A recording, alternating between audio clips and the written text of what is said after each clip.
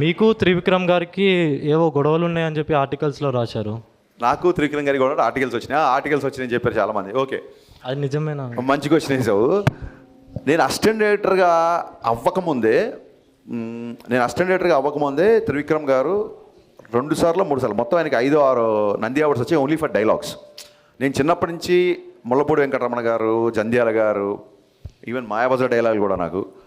So ఈ ఈవి సత్యనారాయణ గారి సినిమాలో డైలాగ్స్, సో డైలాగ్స్ అనే వాటికి ఒక సపరేట్ ప్యాషన్ ఉండేది, నాకు చాలా ఇష్టం ఉంటుంది. సో అలాగే నేను అసిస్టెంట్ డైరెక్టర్ అవ్వకముందు నుంచే త్రివిక్రమ్ గారి డైలాగ్స్ అంటే చాలా ఇష్టం. అప్పటికే ఆయనకి 3 సార్లు నంది అవార్డు వచ్చింది. నాకంటే చాలా సీనియర్ ఆయన. అంటే నేను ఇండస్ట్రీకి వచ్చాక మళ్ళీ ఆయనకు వచ్చిన అవార్డ్స్. బిఫోర్ నేను చెప్తున్నా, నాకంటే చాలా సీనియరు. ఇవన్నీ కాకుండా ఇంకొక పెద్ద విషయం ఏంటంటే, నేను ఎక్కడ చెప్పలేదు, ఎవరు అడగలేదు ఈ క్వశ్చను. మా నాన్నగారు త్రివిక్రమ్ గారికి చాలా పెద్ద ఫ్యాన్.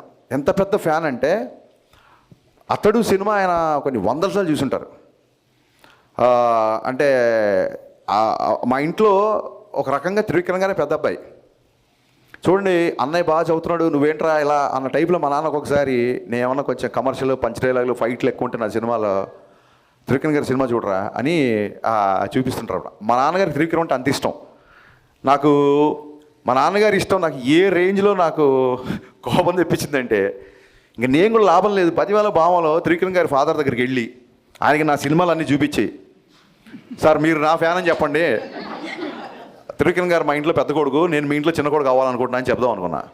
సో త్రివిక్రమ్ గారు అంటే నాకు అంత రెస్పెక్ట్. అది ఇంకా ఈ చెప్తున్నా కదండి, సోషల్ మీడియాలో వచ్చే ఈ ట్రోల్స్, టార్గెట్స్ ఇవన్నీ మనం చూసి నవ్వుకోవాలి అంతే. And no doubt Telugu cinema చరిత్రలో యాజ్ అ రైటర్గా త్రివిక్రమ్ గారు వేసిన ముద్ర శాశ్వతం, ఫర్ ఎవర్ ఉంటుంది ఆయన వేసిన ముద్ర. యా.